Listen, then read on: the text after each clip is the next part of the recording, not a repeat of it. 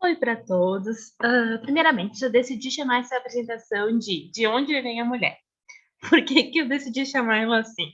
Bem por conta daquele antigo desenho, que eu acho que poucos vão lembrar, e eu estou revelando minha idade, hã, da TV Escola, chamado De Onde Veio, que apresentava de onde vinham diversos objetos. Mas claro que nesse caso, né, a análise vai ser muito mais sociológica e até mesmo antropológica. Então, aliás, vamos deixar isso combinado, né, que ao longo da apresentação eu incluí imagens de várias mulheres, né, de importância histórica e as respectivas descrições dos feitos delas, né. Eu não vou entrar em detalhes neste momento sobre elas, mas quem quiser pode aproveitar, né, estes easter eggs, pelo link dos slides disponibilizados na descrição, ou então pausando e lendo sobre essas imagens dessas mulheres. Então vamos lá. Num primeiro momento, eu vou explicar o objeto, né, de análise dessa discussão que a gente pretende trazer. O problema vai ser qual? Como nasce o conceito de ser mulher e suas implicações a partir do prefácio do livro A Invenção das Mulheres, construindo um sentido africano para os discursos ocidentais de gêneros de Hieronke Oyeyumi. A Oyeyumi é uma professora e pesquisadora nigeriana, e a partir do pensamento dela, eu vou tentar trazer problemas de ética aplicada que pautam sobre a nossa realidade brasileira. Passando um pouquinho. O livro da Oyeyumi trata das mudanças, né, epistemológicas, ou seja, as mudanças de entendimentos dentro da comunidade iorubá, ocasionada pela imposição das categorias de gênero ocidentais sobre o discurso desse povo. Tanto que ela começa logo no prefácio dizendo que este livro não aborda a chamada questão da mulher. Este é um tema derivado do Ocidente. Para entender o porquê disso, eu vou fazer uma leitura desse trecho dela, né, que ele pode ser encontrado na página 18 do livro, como vocês podem ver na referência. Na medida em que meu trabalho e meu pensamento progrediam, percebi que a categoria mulher, que é fundacional nos discursos de gênero ocidentais, simplesmente não existia na Yorubaianja, né, que ela está falando então da comunidade iorubá, antes do contato mantido com o Ocidente. Não havia um tal grupo caracterizado por interesses partilhados, desejos ou posição social. A lógica cultural das categorias sociais ocidentais é baseada em uma ideologia do determinismo biológico, a concepção de que a biologia fornece a base lógica para a organização do mundo social. Assim, essa lógica cultural é, na realidade, uma biológica. Categorias sociais, como mulher, são baseadas em um tipo de corpo e são elaboradas em relação e em oposição a outra categoria, homem. A presença ou ausência de alguns órgãos determina a posição social. Ou seja, na visão dela, o problema de gênero é um problema importado, que antes não existia naquela comunidade que ela está estudando. Na medida em que a autora ia pesquisando, né, dentro da comunidade iorubá, ela ia percebendo que a categoria mulher, que é muito presente nos discursos de gênero ocidentais, simplesmente não existia nas comunidades iorubá antes do contato com o Ocidente. Não havia, então, essa lógica ocidental baseada em uma ideologia do determinismo biológico, ou seja, uma concepção de que a biologia fornece uma base lógica para a organização do mundo social ao dividi-lo, por exemplo, em sexo forte ou frágil. Para os iorubás não se divide por gênero os seres humanos, nesta biológica, entre aspas, né, uma lógica pela biologia. As categorias mulher e homem somente foram introduzidas a esse povo posteriormente, através do contato com povos ocidentais. A autora vai explicar que, para o Ocidente, as categorias sociais como mulher são baseadas em um tipo de corpo, e são elaboradas em relação e em oposição a outra categoria, ou seja, a de homem. A presença ou a ausência de alguns órgãos é que vai determinar, então, a posição social. Passando aqui, isso também não quer dizer que a comunidade iorubá não tinha divisões sociais, né? Ao passo que a autora vai explicar que a divisão social na sociedade iorubá era feita por critérios de idade, e a sociedade era organizada de forma hierarquizada entre pessoas escravizadas e seus governantes, ou seja, antes da interferência ocidental, a natureza dessa sociedade era situacional, e as posições sociais das pessoas mudavam conforme com quem interagisse. Ainda assim, a fonte dessa segmentação social não era o corpo, como aconteceu na história do Ocidente. A autora, então, vai problematizar várias ideias, que inclusive são comuns em discursos feministas ocidentais. As ideias problemáticas são, em primeiro lugar, as categorias de gênero são universais e atemporais e estão presentes em todas as sociedades em todos os tempos. Em segundo lugar, o gênero é um princípio organizador fundamental em todas as sociedades e, portanto, ele vai ser sempre proeminente. Em qualquer sociedade, portanto, né, o gênero estaria em todo lugar. A terceira ideia problemática que ela aponta é há uma categoria essencial e universal, mulher, que é caracterizada pela uniformidade social de seus membros. Em quarto lugar, o mito de que a subordinação das mulheres é um universal. E, em quinto lugar, a categoria mulher seria, então, pré-cultural, fixada no tempo histórico e no espaço cultural, em antítese a outra categoria fixada, que seria a de homem. Ela vai propor, portanto, que essas suposições vão se resultar do fato de que nas sociedades ocidentais os corpos físicos são sempre corpos sociais. Como consequência disso, então, não há uma verdadeira distinção entre sexo e gênero. Portanto, né, agora vamos falar um pouquinho sobre gênero dentro de um contexto muito brasileiro, né, de caso brasileiro. Eu apresento a vocês o caso do índio Tibira.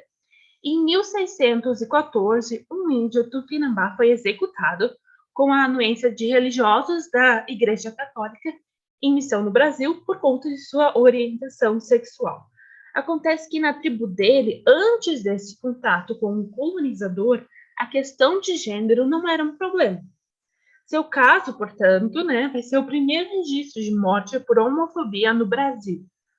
O tibira, né, tibira, esse termo tibira, é utilizado por indígenas para se referir ao homossexual. É importante entender que os povos ameríndios, né, tinham um sistema de gênero em tríade. Seria o homem, a mulher e dois espíritos, né, aqueles que eram habitados por espíritos femininos e masculinos. Esses povos, então, eles não tinham um sistema binário de gênero como se tem no Ocidente. O sistema binário ele vai vir depois, né, como é o caso das comunidades iorubá, junto com a colonização europeia.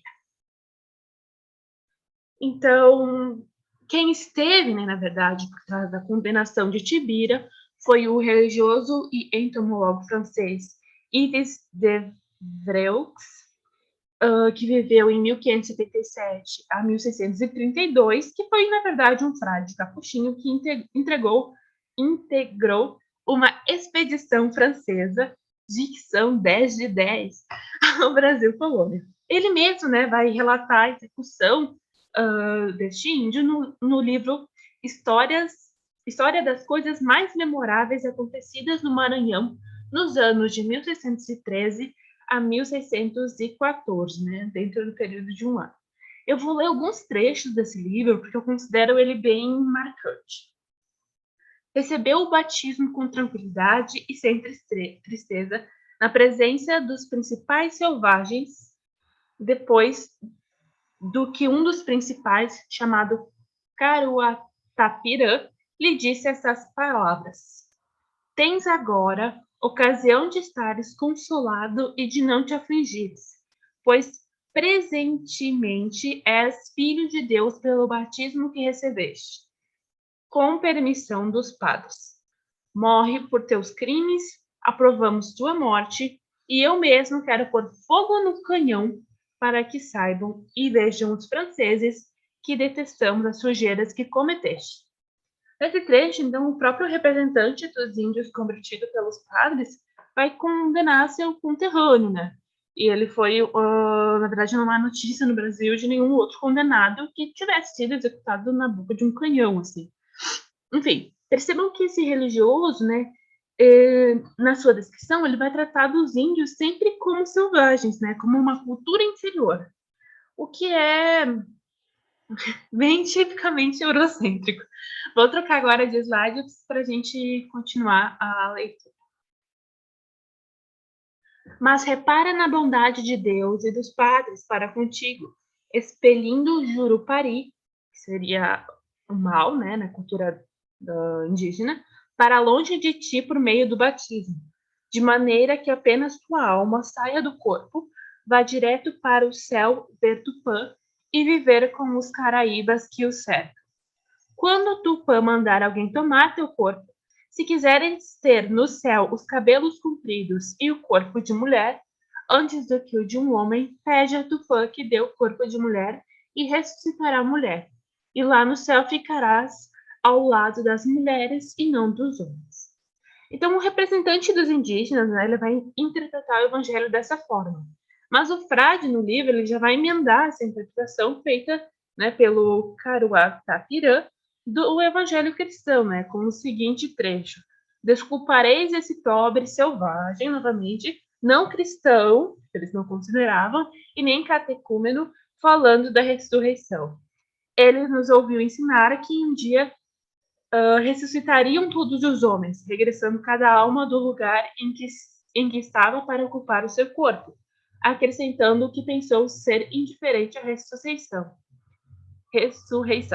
Isso é que uma alma recebe um corpo de homem ou de uma mulher no que se enganou. Ou seja, no Ocidente, né, tem uma visão tão completamente binária de gênero que mesmo os conceitos de espírito e alma vai se aplicar essa binariedade, né, e ao conceito de ressurreição. Mas então, o que a natureza diz sobre isso? Né? É natural essa binaridade? Eu apresento a vocês casos de ginandromorfismo. O que é isso, né? Ginandromorfismo. São indivíduos quiméricos que são constituídos ao mesmo tempo por ter sido geneticamente femininos e masculinos. Essa condição ela acontece especialmente em pássaros e insetos, mas no caso de mamíferos a gente tem a ocorrência de uma condição diferente, que também é natural, pois acontece na natureza, chamada hermafroditismo. Intersexual é o termo usado para descrever as pessoas que nascem com características sexuais biológicas que não se encaixam nas categorias típicas do sexo feminino ou masculino. E a isso vem outra problemática, né? Cirurgias precoces de redesignação sexual feitas nessas pessoas ainda na infância, né? Nesses indivíduos, sem que eles tenham autonomia para entender a qual gênero realmente se identifica. Passando um pouquinho, queria apresentar essa imagem a vocês, né? É uma mulher francesa servindo chá a um soldado britânico no meio da Batalha da Normândia em 1944. E eu trago essa imagem para falar um pouco sobre a equidade, né? Cujo questionamento que eu quero trazer neste tópico é: por que, ao falar em direitos iguais, a gente vê a gama de direitos masculinos como ideal? E no que isso nos prejudica em questão de equidade de direitos e avanço no campo dos direitos humanos, né, no sentido da qualidade de vida para todos os seres humanos. E, enfim, eu não tenho as respostas para todos esses questionamentos, mas eu tenho algumas pistas. Em primeiro lugar, né, segundo o pensamento de Oyeyumi, as categorias de gênero, né, elas não vão ser universais nem atemporais. Muito pelo contrário, quando presentes em determinada sociedade, vão se modificar com o tempo. Portanto, as categorias mulher e categoria homem são culturais. Em segundo lugar, mas não menos importante, é preciso fazer um movimento inverso ao que tem sido feito de entendimento do ser humano, não tendo como homem o ideal de direitos, né? O direito deve ser pensado não para equiparar ao homem, mas pensado para seres humanos. E seres humanos são mulheres e homens, cisgênero e transgênero, que compõem toda a gama de sexualidades. Por fim, então, queria agradecer, deixar o meu contato e também preciso dizer que o presente trabalho foi realizado com apoio da CAPES, Código de Financiamento 001. Obrigada a todo mundo. Perdão pela dicção e até a próxima.